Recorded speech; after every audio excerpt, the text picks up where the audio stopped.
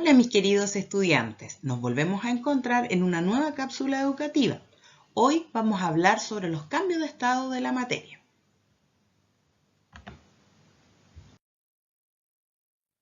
El eje que vamos a trabajar se denomina ciencias físicas y químicas y nuestro objetivo de aprendizaje va a ser demostrar mediante la investigación experimental los cambios de estado de la materia como fusión, evaporación, ebullición, condensación, solidificación y sublimación. Es importante que vayan poniendo mucha atención para que ustedes puedan responder las preguntas de su módulo de trabajo pedagógico.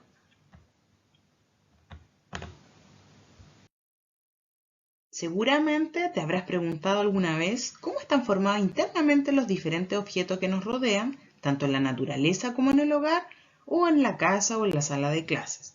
Pero antes de profundizar en esto, debemos recordar un concepto que nos ayudará a ordenar nuestras ideas, el concepto de materia.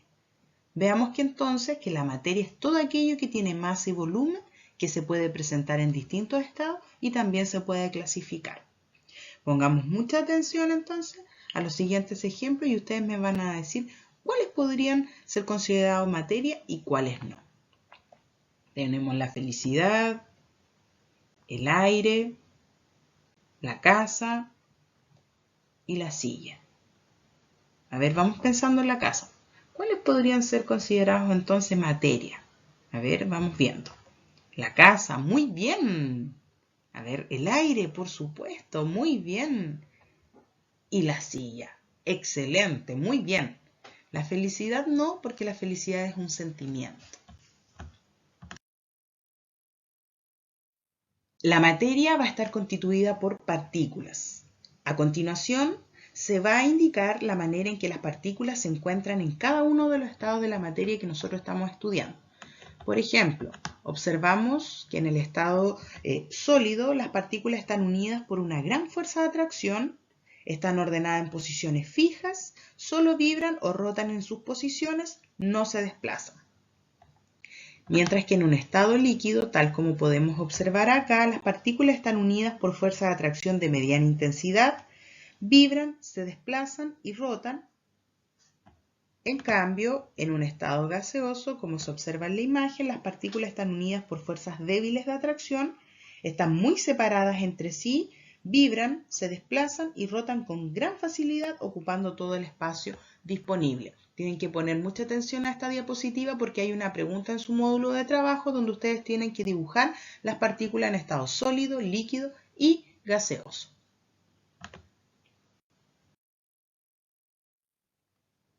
Ahora bien, realicemos el siguiente experimento. El experimento es solamente acá, no tienen que replicarlo en su casa. Coloquemos un cubo de hielo en un plato. Encendamos una lámpara para entregarle calor. Intentemos predecir qué sucederá. A ver, vamos pensando. ¿Qué sucederá al agua sólida? ¿Qué le ocurrirá a las partículas? Después de un tiempo, el cubo de hielo, como podemos observar acá abajo, ha desaparecido. En lugar hay agua líquida en el plato. Después de un rato tampoco queda agua líquida en el plato. ¿Qué habrá pasado?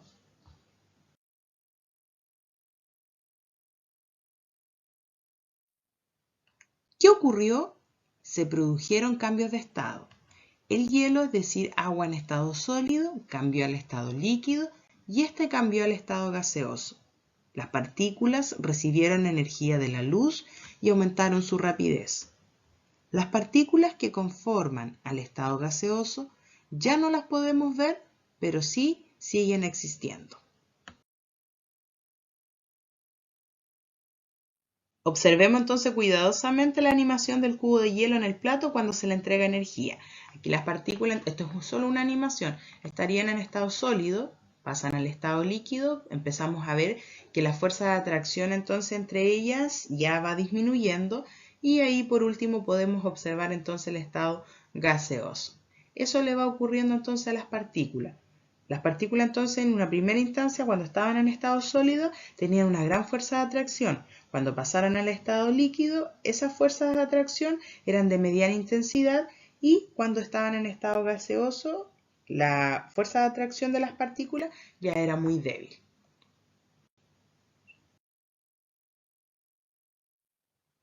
Hablamos entonces anteriormente de lo que era materia, vimos los estados de la materia, sólido, líquido, gaseoso, también vimos cómo se comportaban las partículas en estos estados y ahora vamos a hablar sobre los cambios de estado. ¿Qué serán los cambios de estado? Les cuento entonces que los cambios de estado son los cambios físicos más importantes que ocurren en la naturaleza. Cuando una sustancia cambia de estado, experimenta solo una transformación física, es decir, varía su aspecto, pero continúa siendo la misma sustancia. Los cambios de estado se producen tanto por absorción como por liberación de energía térmica. Nosotros en la imagen que aparece a continuación vamos a hablar entonces de los cambios de estado que se producen tanto por absorción de energía, que son aquellos que están marcados con flechas de color rojo, y también vamos a hablar de los cambios de estado que se producen por liberación de energía térmica, que son aquellos que tienen flechas azules.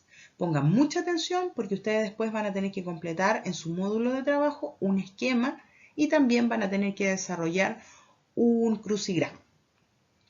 Les cuento entonces que hay un cambio de estado que ocurre cuando pasa la materia del estado sólido al gaseoso sin pasar por el estado líquido. A esto se le llama sublimación. También tenemos otro cambio de estado que se denomina fusión. La fusión es el cambio desde el estado sólido al estado líquido. Este cambio ocurre a una temperatura específica para cada sustancia sólida llamada punto de fusión. Para que un sólido pase al estado líquido es necesario que absorba energía térmica de modo que sus partículas aumenten su energía cinética y cambien de estado. Recuerden que la energía cinética era la energía asociada al movimiento de las partículas que conforman la materia. También tenemos otro cambio de estado que se denomina vaporización. Este es el cambio del estado líquido al estado gaseoso y puede ocurrir mediante una evaporación o una ebullición. La evaporación ocurre a cualquier temperatura y solo afecta a aquellas partículas situadas en la superficie del líquido. En tanto, la ebullición ocurre a una temperatura específica llamada punto de ebullición y con gran agitación de las partículas. Así como acabamos de ver que hay cambios de estado que se producen por absorción de energía térmica, ahora vamos a ver aquellos que se producen por liberación de la energía térmica. Primero les cuento que hay un cambio de estado que se le denomina sublimación regresiva o sublimación inversa. Es el cambio directo desde el estado gaseoso al sólido sin pasar por el estado líquido. Tenemos entonces otro cambio de estado que se denomina condensación. Es el proceso inverso a la vaporización, es decir, el cambio desde el estado gaseoso al líquido. También tenemos aquí hay otro cambio de estado que se denomina solidificación. La solidificación es el proceso inverso a la fusión, es decir, el cambio desde el estado líquido al sólido. Espero que les haya quedado muy claro. Ahora pueden ir completando su esquema que aparece en el módulo de trabajo y también pueden ir completando su crucigrama. ¿Qué aprendimos hoy? Conocimos el concepto de materia, describimos los estados de la materia, conocimos los cambios de estado que ocurren tanto por absorción de energía térmica como los que ocurren por liberación de energía térmica. De esta forma vamos terminando nuestra cápsula educativa. Cualquier duda o consulta, por favor escribir a mi correo electrónico, no hay problema. Escriban las veces que sea necesario. Lo importante es que ustedes puedan ir aclarando todas sus dudas. Que estén muy bien, nos volvemos a encontrar en una nueva